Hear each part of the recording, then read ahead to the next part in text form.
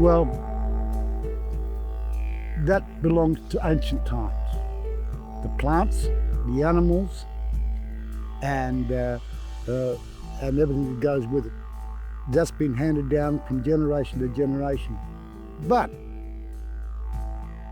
since colonisations have come, when they took the land, they brought in sheep, cattle, but obviously that's going to affect the habitat, what's around here, and getting close to the ground, eating all the things, all the plants even before they get a chance to grow and seed. And so, you know, a lot of the other plants are now gone.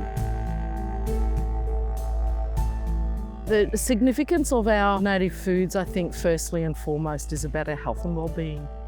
And I think it's something that, as an Indigenous person, when we know of the food groups and the foods that we had in order to survive on country, and how we adapted to the climates or to the seasons of those foods being provided, I suppose. Our bodies genetically were made up with that. If we think about Australian botanicals, there's 6,800 species, and they all have dual purposes, edible and medicinal. So I think Indigenous foods, I think, are very crucial, and I think we also need to appreciate the essence and where and why they are a part of our life and part of our being, and how we manage those things as a society for the many millennia.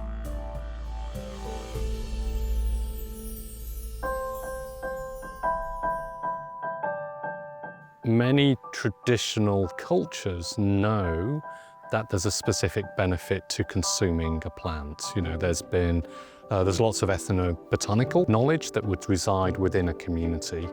And in many places, we haven't done kind of the scientific test to understand that. So with Foodomics, we're not only looking at the traditional nutritional profiles, you're also looking at these secondary compounds that give you these much more complex nutritional benefits.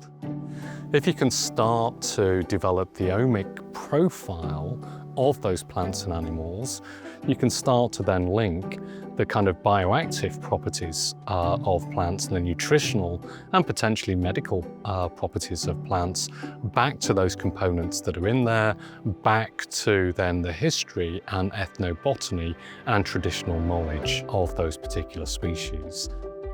So there's a huge opportunity to develop these foods for Australia, but that also needs to be linked with Indigenous opportunity. And you can't disassociate the two. We have to have recognition, us Indigenous people, recognition and ownership. Knowledge belongs to mankind, but you have to recognise on our intellectual property of the plant and also the medicines and the foods. So this is where I think we've got to start to even get this right. And then we think about cultural safety.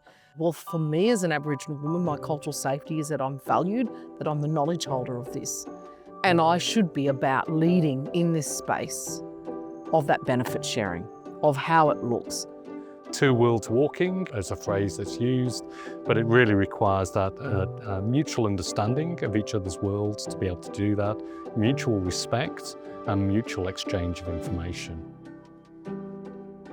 We're just putting out a call now to those communities and Indigenous industries to say which foods do you want analysed, and then we will work with those partners to nominate those foods, analyse those foods, and then present the information back and walk through what the release of that information means. I think that's where there has to be a lot of value in that, and the importance of, I think, then strengthening and maintaining that cultural knowledge locally, because we know through colonisation a lot of that was taken. So we have a desire to want to reset that. We have a desire, Indigenous and non-Indigenous, to actually place things back to where they should be. So we're swapping knowledge, trading, that's what we're doing. Once we as Australians really know what this land's about, we can help regenerate it instead of destroying it. Maintaining the health of this country, that's our responsibility, and that's tomorrow's responsibility.